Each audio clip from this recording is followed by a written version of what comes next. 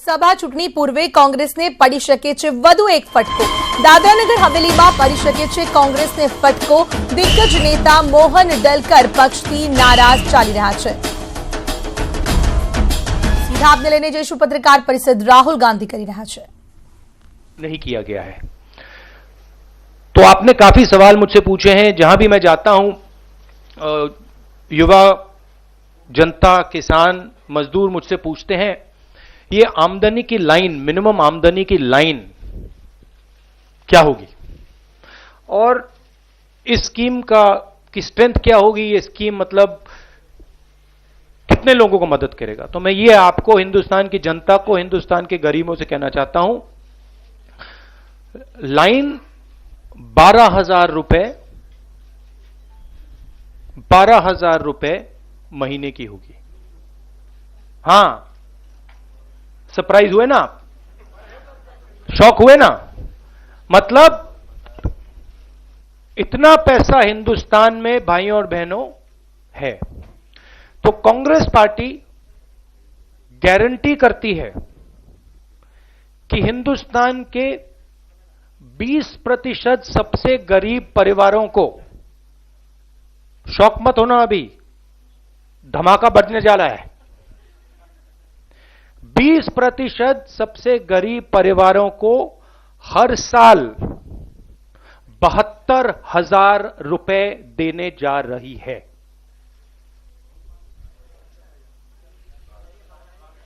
फिर से कहता हूं,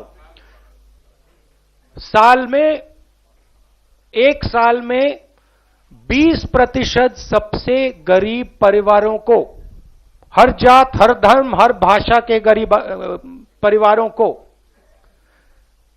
72,000 रुपए साल के उनके बैंक अकाउंट में सीधा डाल दिया जाएगा। अगर नरेंद्र मोदी जी हिंदुस्तान के सबसे अमीर लोगों को पैसा दे सकते हैं तो कांग्रेस पार्टी देश के सबसे गरीब लोगों को पैसा दे सकती है। अब आप याद रखिए, मध्य प्रदेश, छत्तीसगढ़, राजस्थान में मैंने वायदा किया था 10 दिन कर्जा माफ होगा।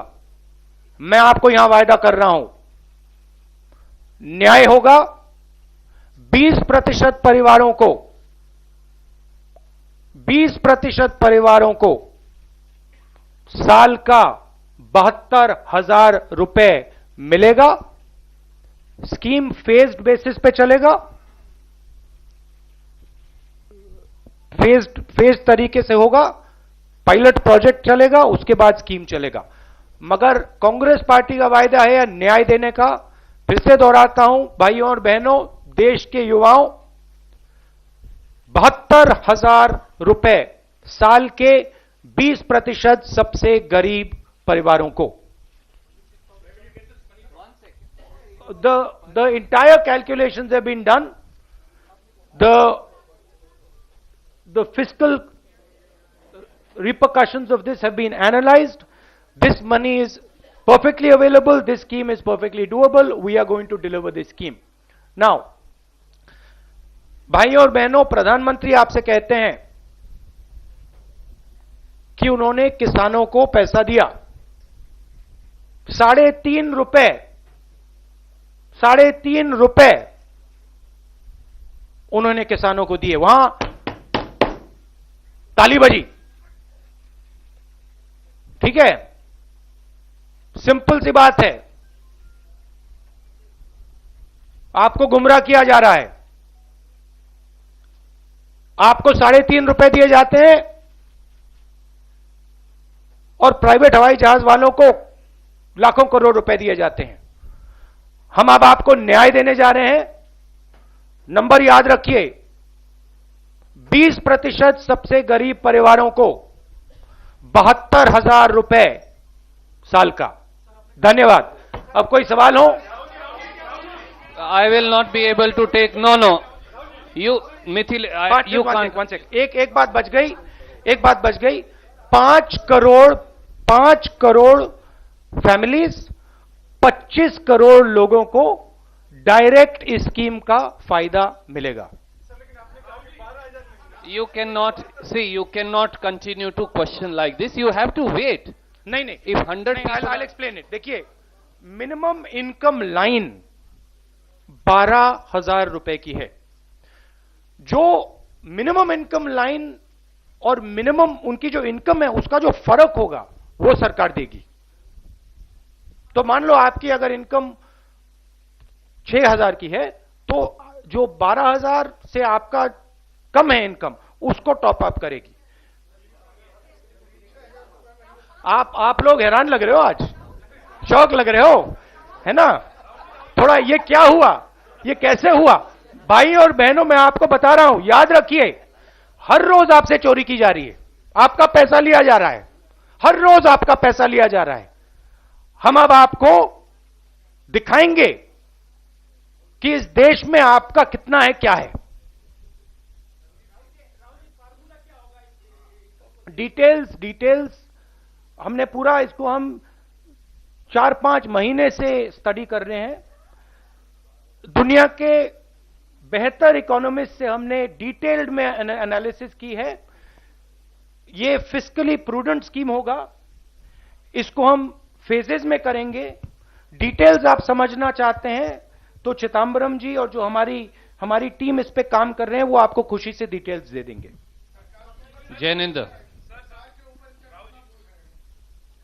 That will be calculated. We will let you know the math. But we have checked it again and again and again. It is fiscally perfectly possible. हमने आपको मनरेगा कमिट करके दिया था, हमने करके दिखा दिया। अब हम आपको न्याय कमिट कर रहे हैं, हम गरीबी को हिंदुस्तान से मिटा देंगे। Jainendra from ABP. Jainendra.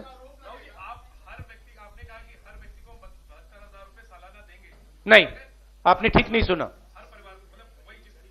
नहीं, परिवार में व्यक्ति में बहुत फर्क होता है। परिवार में 5 व्यक्ति होते हैं। हाँ,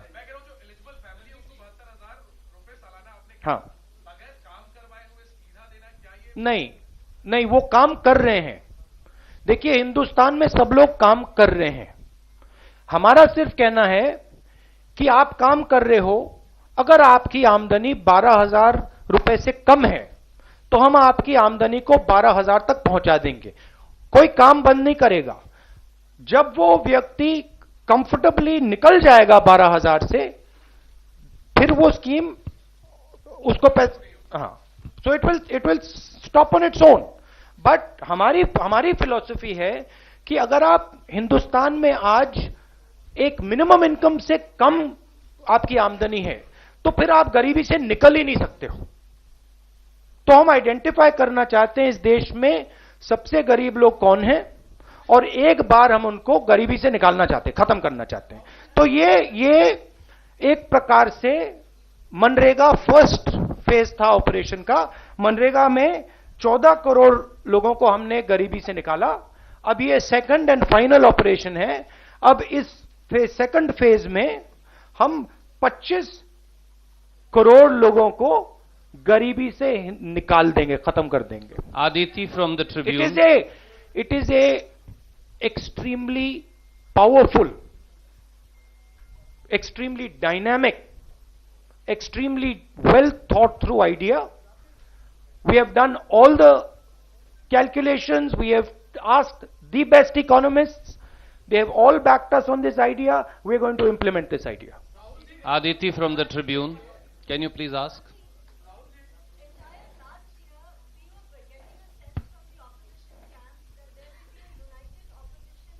I am not interested in answering any other questions today. This is a groundbreaking idea. One second.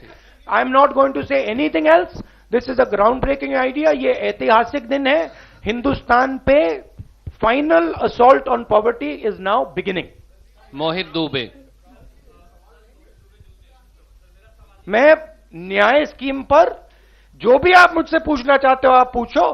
कल परसों मैं आपका प्रेस कॉन्फ्रेंस करूंगा, फिर जो दूसरे सवाल आपने पूछने आप पूछ सकते हो। Mohit Dubey.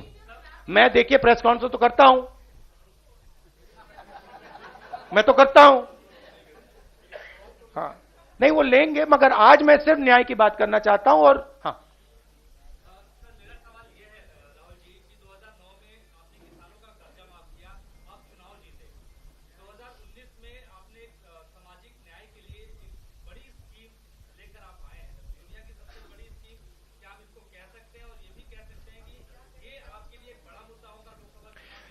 देखिए, मैंने भाषणों में कहा कि इस देश का एक झंडा है, दो झंडे तो नहीं है, एक झंडा है। और प्रधानमंत्री जी की पॉलिटिक्स से दो हिंदुस्तान बन रहे हैं, एक अनिल अंबानी जैसा और दूसरा गरीबों का, किसानों का, युवाओं का। हमारे मैनिफेस्टो में शिक्षा के लिए, स्वास्थ्य के लिए, रोजगार के लिए आप पढ़ेंगे तो आपको बहुत अच्छा लगेगा। बहुत सोच समझ के लाखों लोगों से बात करके हमने मैनिफेस्टो बनाया है। मगर हमने यह भी एक्सेप्ट किया है कि 21वीं सदी में हिंदुस्तान से गरीबी को मिटाना है, खत्म करना है। यह एक्सेप्टेबल नहीं है कांग्रेस पार्टी के लिए कि 21वीं सदी में इस देश में गरीब लोग मिले। तो हमने, ये स्कीम नहीं है, ये अब गरीबी पर फाइनल असोल्ट है। और हम दो हिंदुस्तान नहीं बनने देंगे। अमीरों का, गरीबों का हिंदुस्तान नहीं होगा। एक हिंदुस्तान होगा और उसमें गरीबों की भी इज्जत होगी, अमीरों की भी इज्जत होगी, सबकी इज्जत होगी। तो ये फिलॉसफी ये है। Arun Singh, can you please ask question?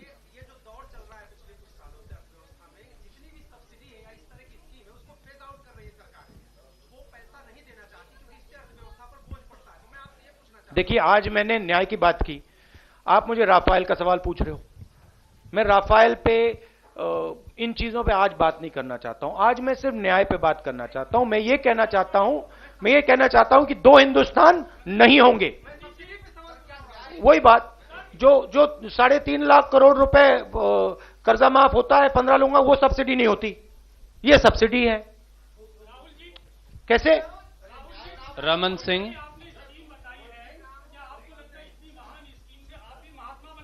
नहीं, मैं नहीं, महात्मा नहीं बनना चाहता हूं। मैं दो हिंदुस्तान नहीं चाहता हूं। मैं गरीबों को इज्जत दिलवाना चाहता हूं। मैं गरीबों के दिल में भावना डालना चाहता हूं कि हां, इस देश में हमें भी इज्जत मिलती है। इस देश में हमें भी भविष्य अपना दिखाई दे रहा है। इसलिए हम पूरे हिंदुस्तान को न्याय देने जा रहे हैं। आप सबका दिल से बहुत बहुत धन्यवाद। थैंक यू, नमस्कार।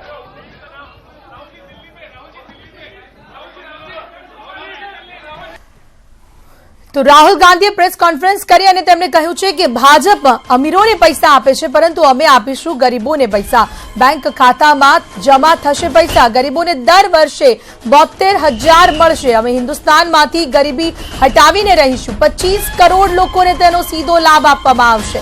20% સૌથી ગરીબ પરિવારોને 72,000 રૂપિયા ડાયરેક્ટ બેંક ખાતામાં આપવાની વાત રાહુલ ગાંધીએ કરી છે। આમ તો ચૂંટણી ટાણે બંને પક્ષ દ્વારા વાયદાઓ કરવામાં આવે છે, પરંતુ ચૂંટણી પૂર્ણ થયા બાદ આ વાયદા કેટલા પૂર્ણ થાય છે તે જોવાનું રહે છે। 2019 લોકસભા ચૂંટણીને લઈને રાહુલ ગાંધી તો બિલકુલ તૈયાર છે।